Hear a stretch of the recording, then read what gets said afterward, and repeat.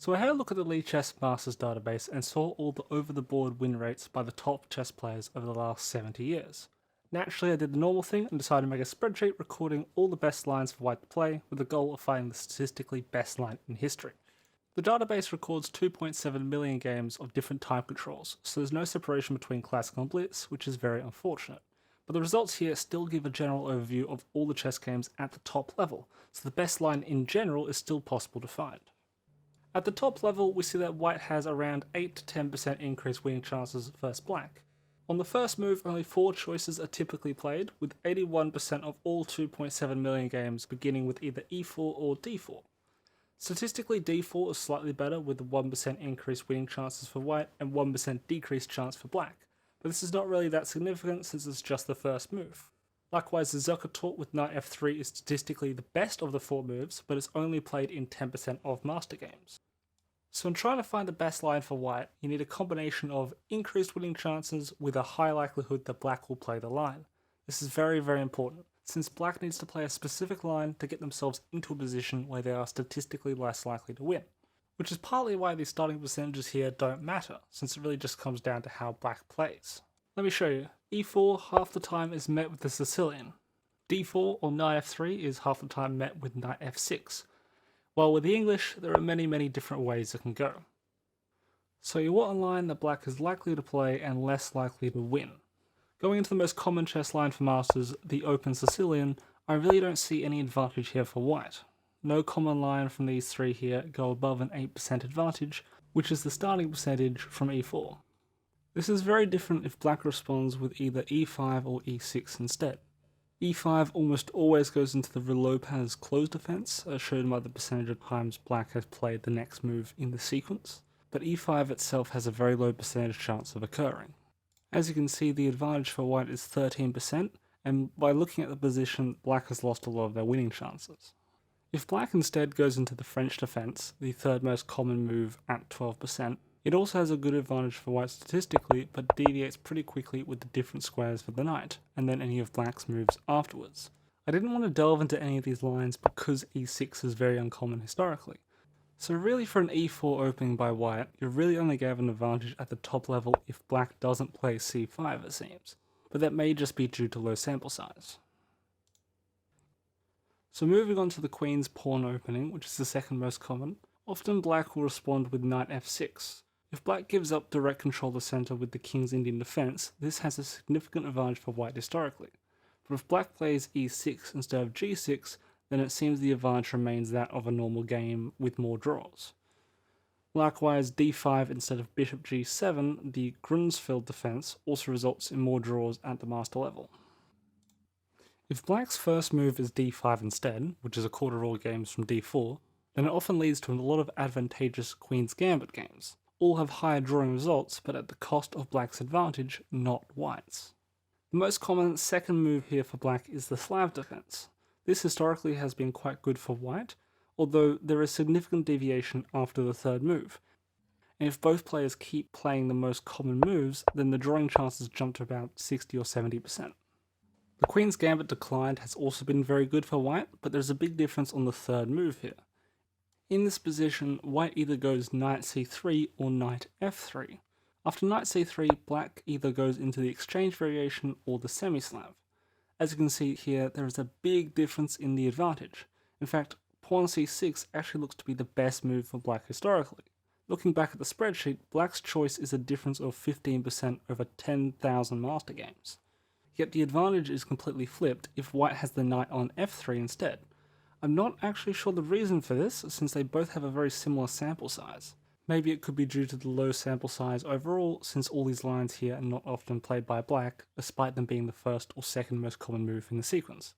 I put a question mark here because playing knight f3 instead of c3 doesn't seem to have an opening name, despite it being almost identical to the accelerated semi-Slav, I think. So overall for a d4 opening, if black plays the king's Indian defense, which is the second most common path with the exception of the second move, then it has the highest advantage for white at the master level. But if black instead plays e6 over g6, then the advantage is that of a normal game. I thought about the Slav defense also being ideal, but it more often leads to draws, as I mentioned before. All the other lines here deviate too much, so a King's Indian defense game looks to be the best. Moving on to knight f3, half the time is followed by knight f6 from black. As you can see here, there is a noticeable advantage for white in a lot of lines. I think this is quite significant even though the Zuckertort is only 10% of master games overall. Something interesting I want to show you related to how important sample size is the Queen's Gambit declined 3 knights variation. I have this position from both d4 and knight f3, but with completely different move orders. As you can see, exactly the same, but as we move back on both, we can see a massive difference in the game results and the amount of games played. 60,000 reached a position from d4, while only 5.5 thousand reached it from knight f3 with a higher advantage, so do keep that in mind. Looking back at the best lines, a tricky thing here with the Zuckertort is the significant variation on move 2 by black, with both g6 and e6 being played 35% of the time each.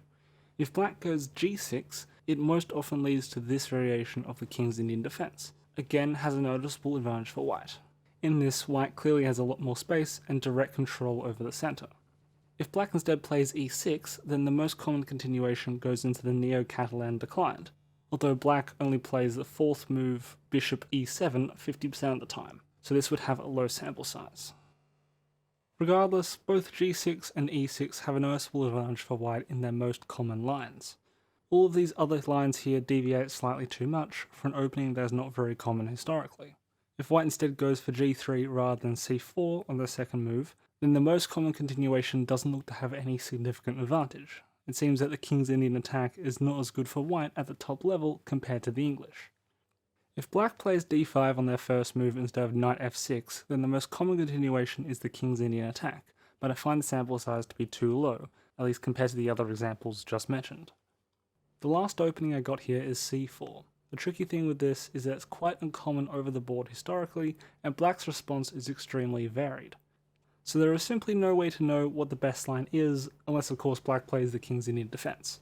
Lead chess has the advantage for white at around 20%, but as you play into the most common line, it goes to around 14% historically. Regardless, all these lines I have here are quite unlikely anyway, so there's not really much else I can say on this opening. Looking at everything here, going over all the advantageous openings I can find, a few key lines do stand out, primarily with the King's Indian defense. The best line for white at the master level over the board will be one that black is most likely to play and least likely to win. Both main lines of the Zuckertort together I think fulfill this criteria, since each of black's moves is the most common one made. And even if the other uncommon moves are made, then they go into other advantageous lines. This is very different with the Queen's Pawn opening, where the advantageous lines can be easily lost. Unfortunately, the lead chess data doesn't separate games by time control, so this is all a mix of classical, rapid, blitz, and bullet.